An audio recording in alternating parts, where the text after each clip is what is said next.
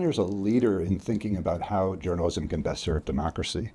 So to have the many people who come to Poynter to teach or to generate new ideas or to support news organizations in what they do, I think is a real contribution not only to the industry but to the country.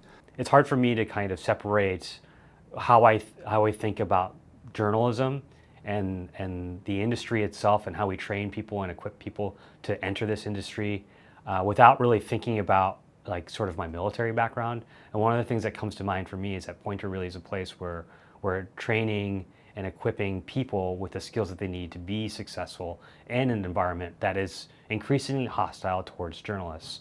And Poynter's really on the cutting edge of thinking about how do we best equip folks and how we best arm folks to go out there so that they can continue to report things accurately. And how do you do this kind of work in an environment that is increasingly hostile? And I think this is where Poynter kind of comes in. We need something like this to get us through the next several years, to keep this industry alive and to make sure that we don't end up, that our society doesn't end up like other countries where there is no freedom of the press. I think, it can sound kind of oversaid sometimes, but I mean, we are in a moment where we need journalists more than ever, and we say this every day, right? We need journalists more than ever. I mean,